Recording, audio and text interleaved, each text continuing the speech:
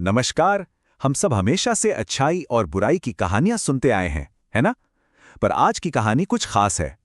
ये कहानी है एक ऐसी शक्ति के उदय की जो अद्वितीय थी।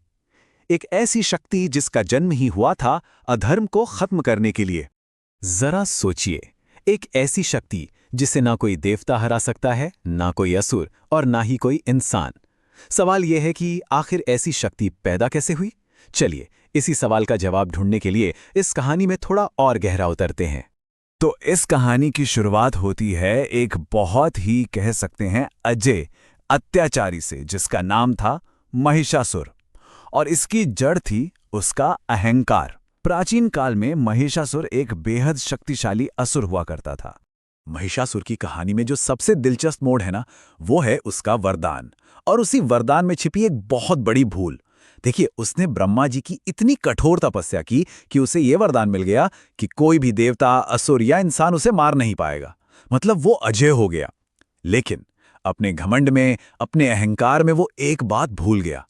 उसने सोचा, अरे एक स्त्री मेरा क्या ही बिगाड़ लेगी।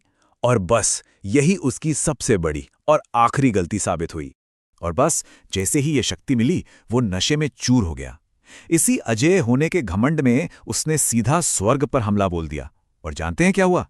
इंद्र समेत सभी देवताओं को वहां से भागना पड़ा। सोचिए, ब्रह्मांड का पूरा संतुलन ही बिगड़ गया था। अब सारे देवता हार चुके थे, बिल्कुल असहाय। उनके पास एक ही रास्ता बचा था, त्रिमूर्ति की शरण में जाना। ब्रह्मा, विष्णु और शिव। मतलब जब ब्रह्मांड के रक्षक ही हार जाएं, तो उम्मीद तो सिर्फ सृष्टि को बनाने वालों से ही की जा सकती है ना? और बस यहीं से कहानी एक बिल्कुल नया मोड़ लेती है। देवताओं की उस पुकार का एक ऐसा दिव्य जवाब मिला जिसकी किसी ने कल्पना भी नहीं की थी। प्राकट्य हुआ मां दुर्गा का। जब त्रिदेवों ने देवताओं की ये हालत सुनी, तो वो बहुत बहुत ज्यादा क्रोधित हुए। पर यह कोई साधारण गुस्सा नहीं था। नहीं, ये एक दिव्य क्रोध था।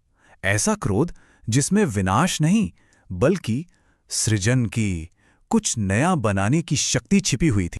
उसी क्रोध से ब्रह्मा, विष्णु और शिव तीनों के मुख से एक महान तेज निकला, एक दिव्य रोशनी। और फिर तो क्या था, सभी देवताओं ने भी अपनी अपनी शक्ति, अपना अपना तेज उस रोशनी में मिला दिया।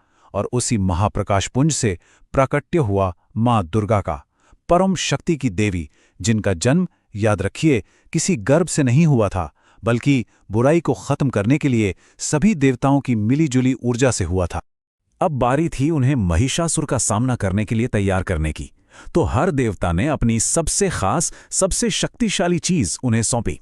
भगवान शिव ने अपना त्रिशूल दिया, भगवान विष्णु ने अपना सुदर्शन चक्र, इंद्रदेव ने अपना वज्र दिया और पर्वतराज हिमालय ने सवारी के लिए एक पराक्रमी सिंह भेंट किया। अब वो हर तरह से तैयार थीं, सर्वशक्तिशाली और अजेय। तो अब मंच पूरी तरह से तैयार था, धर्म और अधर्म के उस आखिरी महासंग्राम के लिए।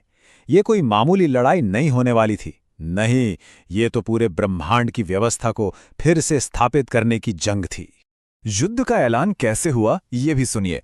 मां दुर्गा हिमालय पर चढ़ी और उन्होंने इतनी जोर से गर्जना की, एक ऐसा अट्टहास किया कि दसों दिशाएं थर्रा उठी। ये कोई डर की आवाज नहीं थी, ये आत्मविश्वास की चुनौती थी, धर्म की ललकार थी। और इसे सुनकर महिषासुर भी अपनी पूरी सेना लेकर युद्ध के मैदान में आ धमका। और फिर शुरू हुआ वो भयंकर युद्ध, जो कई दिनों तक चला। और कमाल की बात यह थी कि मां दुर्गा अकेले ही महिषासुर के बड़े बड़े पराक्रमी सेनापतियों को एक एक कर खत्म करती जा रही थी।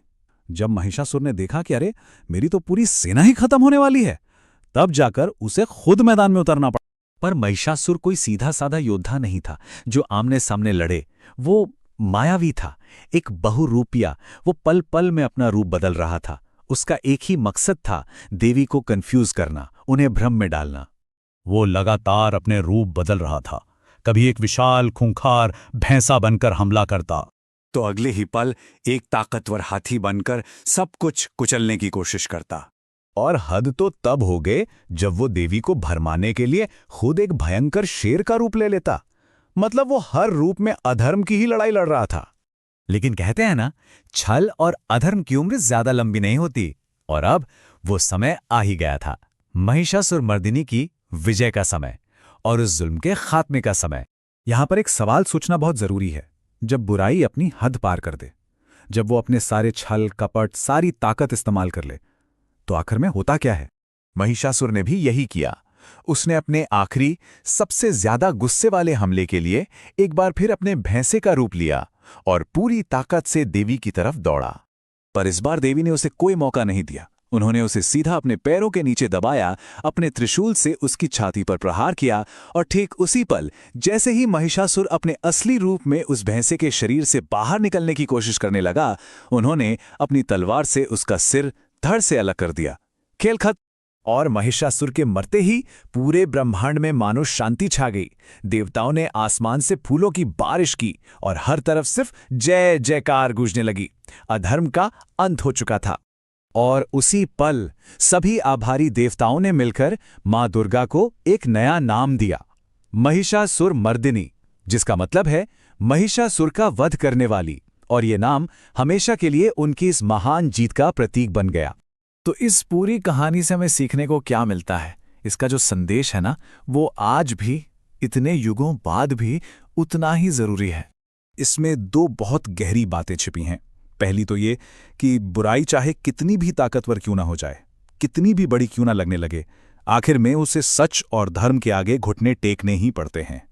और दूसरी, ये कहानी हमें नारी शक्ति के उस पूरे स्वरूप को दिखाती है, जो एक तरफ सृजन कर सकती है तो दूसरी तरफ जब जरूरत पड़े तो अधर्म का विनाश भी कर सकती है। एक ऐसी शक्ति जो असल में दुनिया का संतुलन बनाए रखती है।